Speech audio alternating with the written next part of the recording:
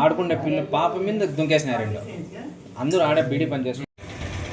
ఈరోజు కదిరి టౌన్లోని నిజావళి కాలనీలో 6-7 సంవత్సరాల అబ్బాయి మీద, చిన్న పిల్లవాని మీద కుక్కలు దాడి చేసి పూర్తిగా చెవునంతా కూడా కొరికేసి మొత్తం కాళ్ళు చేతులు అన్నీ కూడా ఒక దాడి చేయడం అనేది. అంటే కుక్కలు కొట్లాడుకుంటే ఎట్లుంటుందో అట్లా ఓ చిన్న పిల్లాని మీద కుక్క దాడి చేసి మొత్తం ఆ చెవంతా రావడం వల్ల ఈరోజు ఆ పిల్లల పరిస్థితి చాలా ఆందోళనకరంగా ఉంది. చిన్న వయసు 7 సంవత్సరాల అబ్బాయి చెవు మొత్తం పూర్తిగా వెళ్ళిపోయి కుక్క కచ్చిన ఆ గాయాలన్నీ కూడా ఇంకా ప్రభుత్వ ఆసుపత్రికి పోతే అక్కడ డాక్టర్లు అక్కడ నుంచి బయటికి పోండి అని చెప్పడం, లేదా ప్రైవేట్గా పోండి చెప్తే ఈరోజు ప్రైవేట్ హాస్పిటల్లో వైద్యం చేయిస్తున్నారు. మొత్తం వాళ్ళ కుటుంబం అంతా కూడా పేద కుటుంబం. ఇక్కడ సమస్య ఏమంటే కదిరి పట్టణంలోని ఈ 4-5 నెలల కాలంలో కుక్కలు పిల్లల మీద దాడి చేసిన సంఘటనలు చాలా జరిగాయి. అవి ప్రధానంగా పట్టణ కేంద్రంలో జరిగినాయి. నిజావళి కాలనీలో 3-4 సంఘటనలు జరిగినాయి. అడపాల వీధిలో 4-5 సంఘటనలు జరిగినాయి. ఈ మధ్యకాలంలో ఎద్దు పొడిచి ఒక అతను చనిపోయాడు. అంటే ఈ కదిరి పట్టణంలో కుక్కల బెడద బాగా తీవ్రంగా పెరిగిందని చెప్పేసి గత 6 నెలల నుంచి కూడా పత్రికల్లో రాస్తున్నారు, టీవీల్లో వస్తూ ఉంది. అంటే కుక్కలను అరికట్టలా వాటిని అని చెప్పేసి అయినా కదిరి మున్సిపల్ అధికారులు నిమ్మకు నీరెత్తినట్లు వ్యవహరించినారు. ఎక్కడా వాళ్ళకి చీమ కుట్టినట్టు కూడా లేదు. ఈరోజు పసిపిల్లల మీద దాడి చేస్తా అంటే ఎవరికైనా కనికరం కలుగుతుంది. ఈరోజు మున్సిపల్ అధికారులు ఈ చిన్నపిల్లల మీద దాడి చేసిన తర్వాత కళ్ళు తెరవాల వాళ్ళు.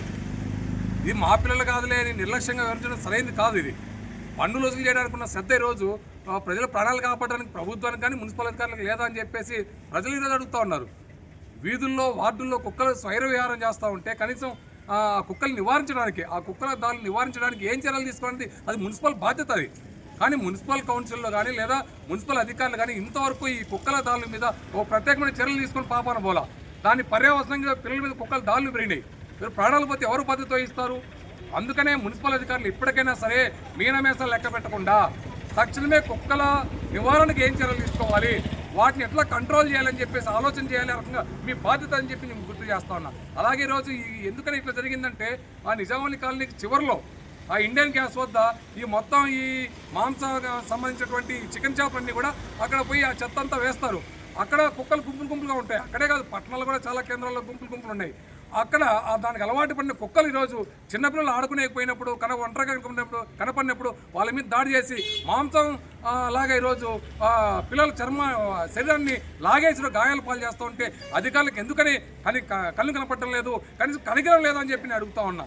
అందుకనే మీ పిల్లలు కాదని రకమైన నిర్లక్ష్యం అధికారులు వీడాలి. ఇది మీ బాధ్యత.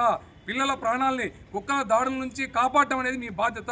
అందుకనే ఇప్పటికైనా మున్సిపల్ అధికారులు తక్షణమే కుక్కల నివారణ చర్యలు తీసుకోవాలి. అలాగే ఎమ్మెల్యే గారు కూడా వీటిపైన ప్రత్యేకంగా చర్చించి ఈ కుక్కల నివారణకు పట్టణంలో ఏ చర్యలు తీసుకోవాలని ఆలోచన చేయాలని చెప్పేసి మేము విజ్ఞప్తి చేస్తా ఉన్నాం.